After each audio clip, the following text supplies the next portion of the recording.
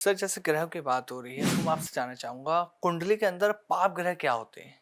इन्हें कैसे पहचानें? देखो, हाँ, ये भी अच्छा सवाल है क्योंकि शुभ ग्रह भी हैं, पाप ग्रह भी हैं और क्रूर ग्रह भी हैं।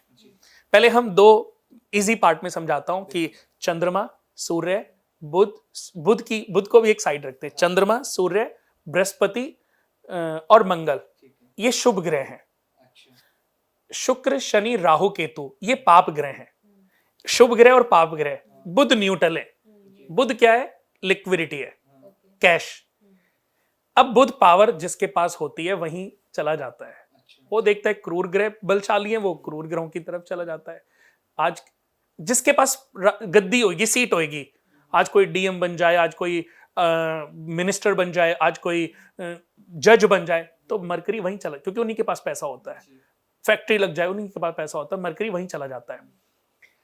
जिसके पास सीट नहीं है, जिसके पास पावर नहीं है, जिसके पास गद्दी नहीं है, मरकरी वहां कभी नहीं रहता। तो बुध नपुंसक ग्रह है लेकिन मस्त बुद्धि है। ज्ञान तो बृहस्पति है लेकिन बुद्धि है हमारी, तीक्ष्ण बुद्धि, वहीं जाता है जहां पे पावर होती है। तो ये दोनों ग्रह आपस में एक राजनीति है। अब इनमें जो राहु और केतु हैं, इनको पाप ग्रहों की संज्ञा भी दी गई है। शुक्र दैत्यों के गुरु हैं लेकिन बहुत शुभता भी देते हैं। सूर्य और मंगल ये क्रूर ग्रहों की श्रेणी में आते हैं। शनि, सूर्य और मंगल ये क्रूर ग्रहों की श्रेणी में भी आते हैं। चंद्रमा, बुध और बृहस्पति ये शुभ ग्रहों की श्रेणी में, ये हमेशा हर रूप में ये शुभ है। तो ऐसा नहीं है कि शुभ और अशुभ नहीं है, अच्छे ग्रह और बुरे ग्रह, लेकिन सब आपकी कुंडली के किसी न किसी भाव में है। इन भावों में स्थान से पता चलता है कि हमारे जन्म का उद्देश्य क्या है। आपकी कुंडली में कौन से ग्रह कहां पर बैठे, हर ग्रह हर भाव में अच्छा नहीं होता, ऐसे ही हर ग्रह हर भाव में खराब भी नहीं होता। तो जो जन्म के साथ ये पोजीशंस मिलती हैं, ये हमारे कर्म डिसाइड करते हैं कि अच्छे कर्म हैं तो अच्छी ग्रह स्थिति अच्छे घर में पैदा हो जाते हैं, अच्छे कर्म नहीं है तो खराब ग्रह स्थिति, ऐसे ही फुटपाथ पे भी कई बार हमारा जन्म हो जाता है।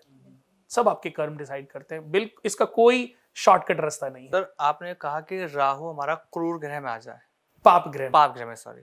तो लेकिन ये भी कहते हैं कि राहु ग्रह हमें करोड़पति भी बना देता है, ये कैसे पॉसिबल है? वो राहु और केतु ये दोनों छलिया ग्रह भी हैं कि अगर आप पाप करते हो, जैसे कभी अभी मैं क्वेश्चन करूंगा तो शायद आप भी मेरे को वही जवाब दोगे जो आप मेरे से चाहते हो, कि जितने भी बुरे लोग हैं, बुरे चाहे गवर्नमेंट अधिकारी हैं, बुरे चाहे मिनिस्टर्स हैं, सांसद हैं, लेकिन पाप करते हैं, लेकिन फिर भी आपको नहीं लगता उनके पास पैसा बढ़ता जा रहा है? हाँ, ये तो होता है।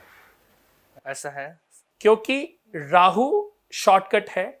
जब हम शॉर्टकट, बच्चे को मंत्र सिखाओगे ना तो समय लगेगा सिखाने में, गालियां गलत चीजें सिखाओगे बहुत जल्दी सीख जाएगा।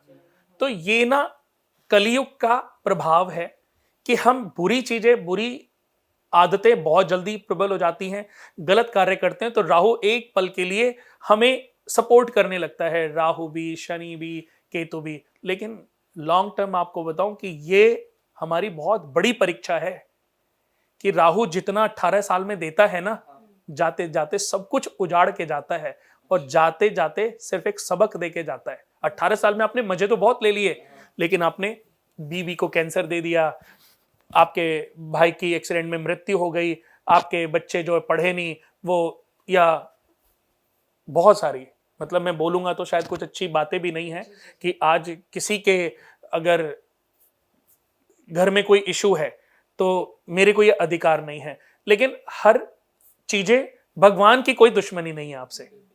आजकल को मुझे कुछ हो जाए, आपको कुछ हो जाए, तो भगवान का हमसे कोई दुश्मनी थोड़ी ना है, हमारी हमसे दुश्मनी है। हमने बुरी चीजें कर करके, मैंने कहा ना, भगवान ने जन्म तो अच्छे कर्मों के लिए दिया था, अब हम फिर मोह माया में फंस गए। भगवान ने कहा था पापों का प्रायश्चित करके आना है, फिर हम मोह माया में फंस गए। भगवान इंडिकेशन भी देते हैं, गुरु के रूप में, एस्ट्रोलॉजर के रूप में, साधु संतों के रूप में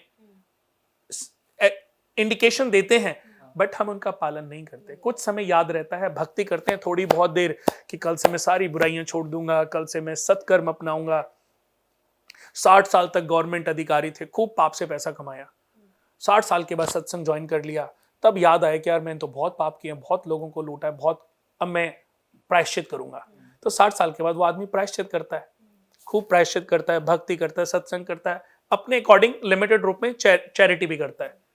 तो भगवान क्या करता है? भगवान उसको पूरे जीवन तो कोल्हू का बैल बना के रखता है, पूरे जीवन फुटपाथ की लाइफ, खेत में वो जुता रहता है।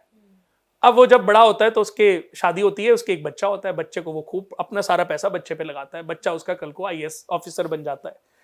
अब आईएएस ऑफिसर बन के बच्चे की जब पहली पोस्ट मिलती है तो बाप की एज होती है 55-60 साल। अब बेटा कहता है पापा अब आप काम नहीं करोगे, अब आप मेरे साथ रहोगे, अब आपको मैं जीवन का सारा सुख दूंगा।